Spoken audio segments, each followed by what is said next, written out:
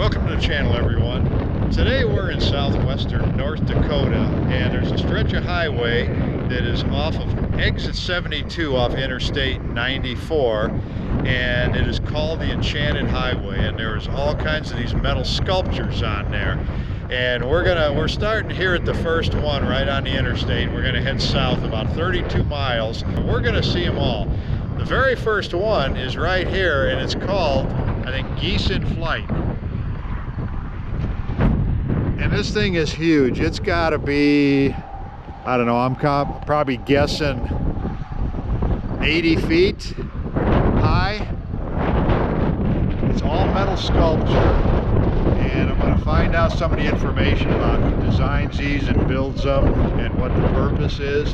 But very cool. So we're going to take a road trip down the Enchanted Highway for approximately 32 miles and check all these out.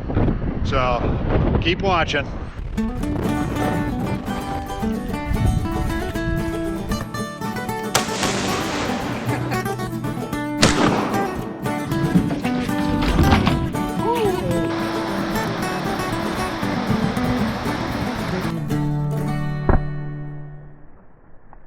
Here's the next one on our trip. A couple of white-tailed deer here.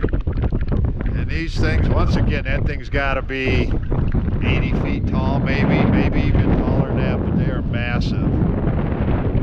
But out here on the prairie, there's wide open space. You got to have something big to stand out because there's so much area, so much empty space out here.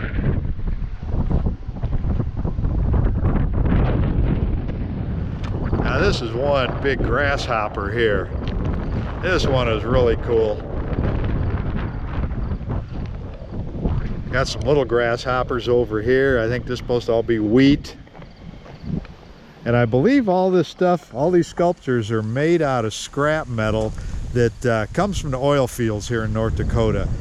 Angle iron and pipe and sheet metal. It's probably from old oil tanks. But very cool.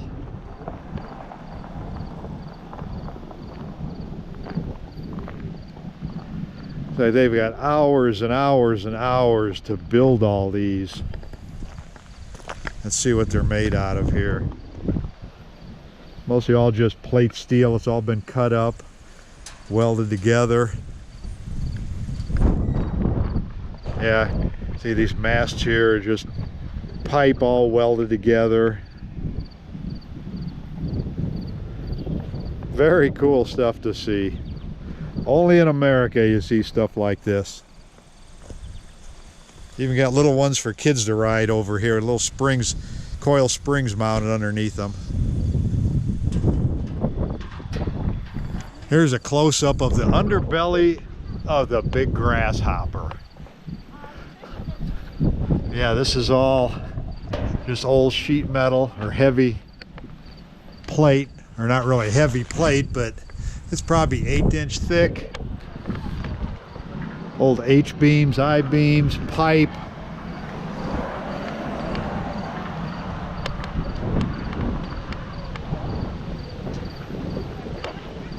Very cool sculptures. I hope the audio is coming out on this one. It is very windy out here on the North Dakota prairie, probably 30-mile-an-hour winds. But this is probably the coolest one we've seen so far.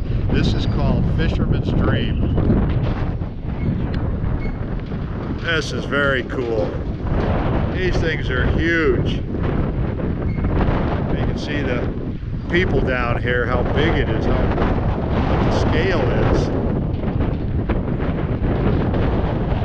Amazing. You got cattails over here. Got a guy in a boat up there. There's a dragonfly, the fish's mouth. That may be the SS Minnow over there.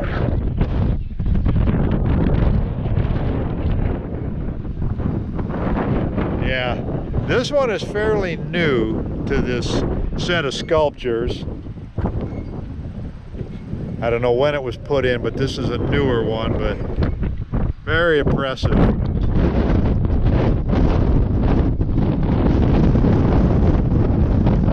Big catfish there.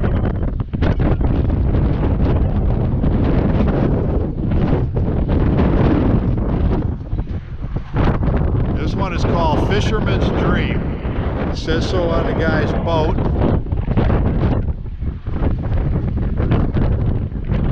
That boat's missing the back end of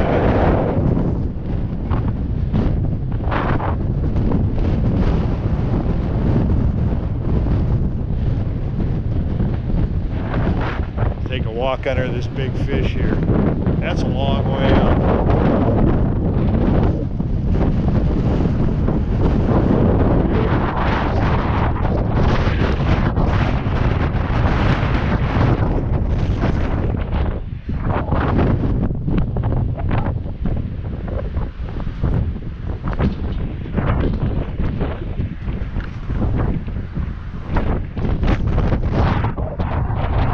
Inside the boat.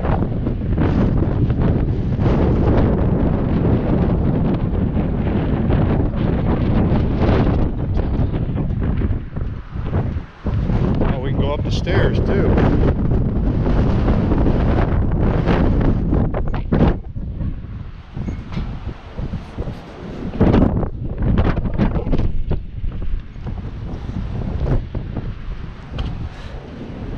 Crawl inside of here. They got a ladder going down to the bottom.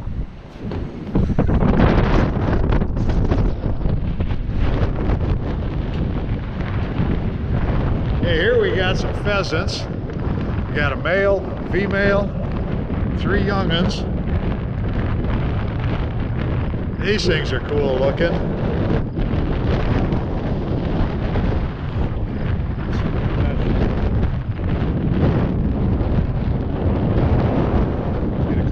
Look, see what these are made out of.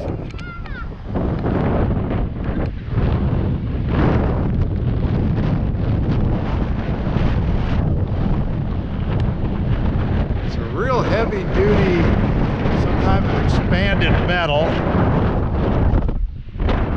Might be too windy for audio out here.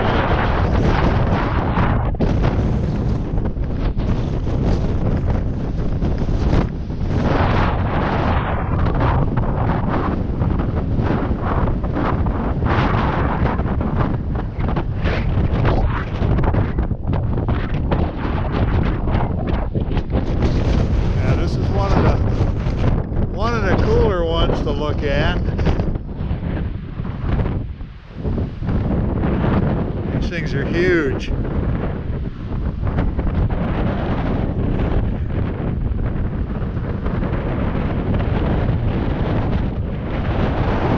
out the little guys here. That's how windy it is out here in the prairie. Constantly.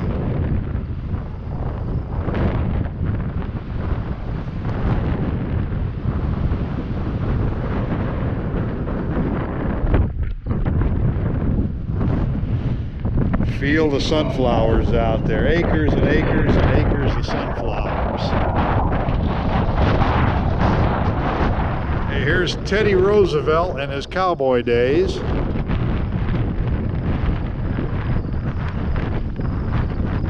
Got a stagecoach and some horses. Now this stuff is all made out of wood here. So this is probably added later on. But once again, very cool sculpture here.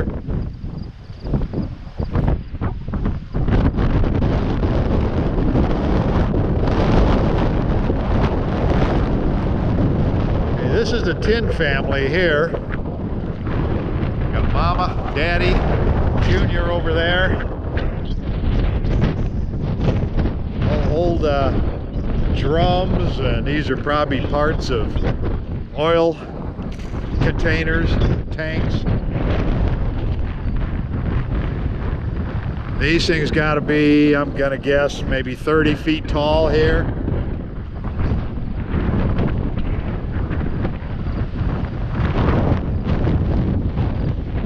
Look at the feet on that lady.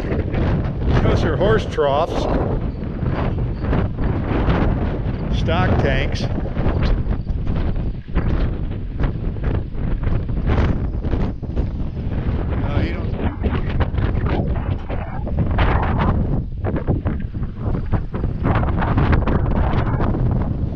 Got to be a lollipop he's holding. got the little beanie with the propeller on his hat, or his head.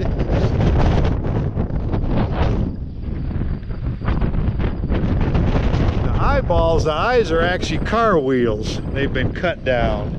You can see the bolt pattern in them.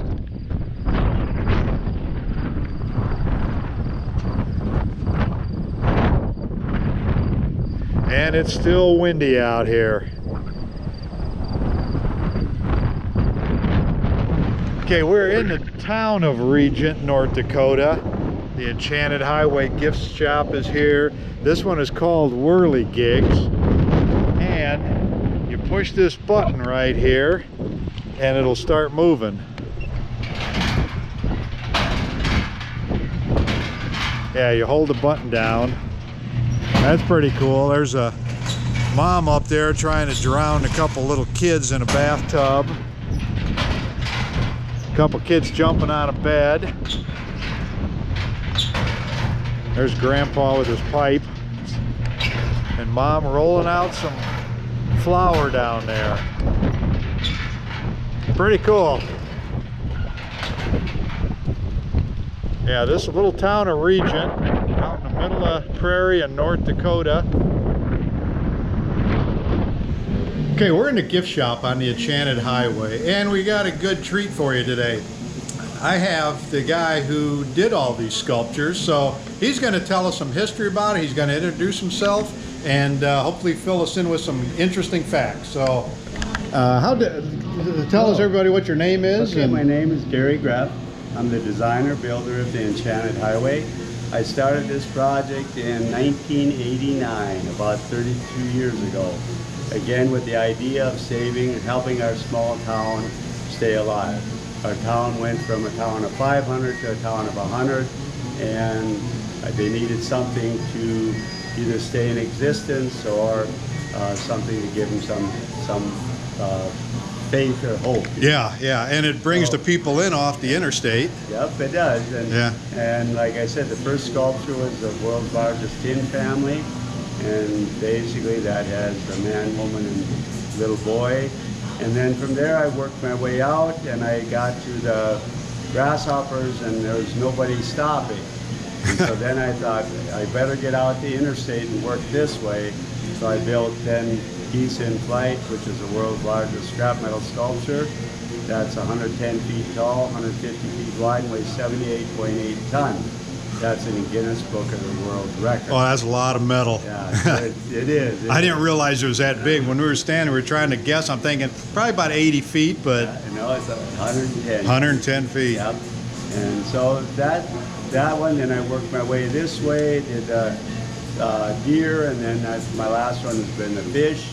And now I'm working on the Knight and the Dragon, which are going to be up at the Enchanted Castle. Yeah, we're going up there next. Yep. We drove by it, but we're going to go back and get some video of that.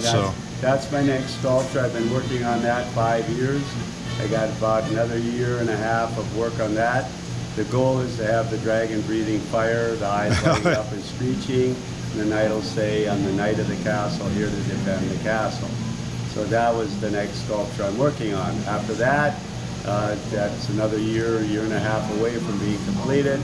Then I'll work on another one. And what it's going to be, I really don't know yet. Yeah. Now, where does all the metal come from? Most of the metal I get is from old oil well tanks. Okay, that's what I thought, yeah. I usually will take an oil well tank, cut it ends off, cut it down the middle, flatten it with a tractor, and then I'll basically use the metal for whatever sculpture I decide to do. Yeah.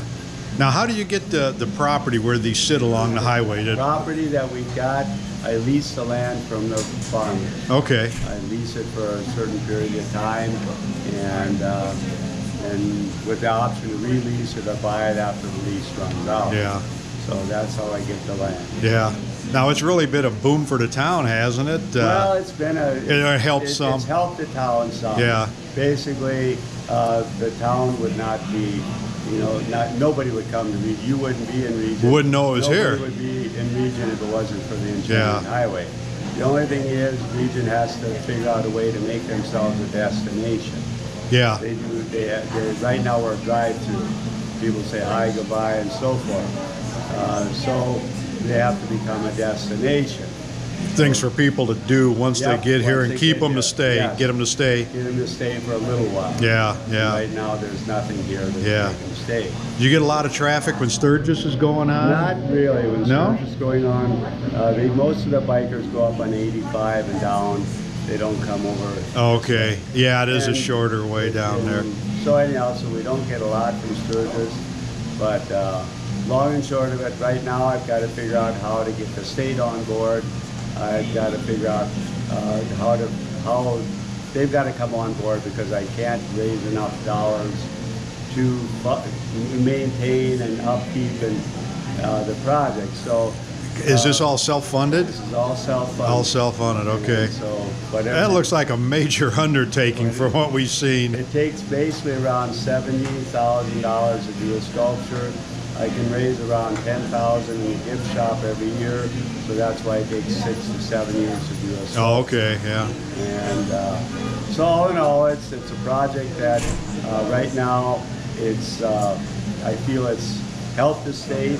I feel it's helped the community, and right now is I want to see it continue after I'm gone, and so I've got to figure out how Yeah. to make that happen. And like most artist sculptures, you're doing it for the love of creating something. I'm doing You know, that. these things are Yeah. just beautiful. And the thing is, I don't want to see it die when I die. Yeah, yeah, you want to see it keep going and maintained. maintained, and whoever takes over, I leave something to be added to each sculpture after it's done.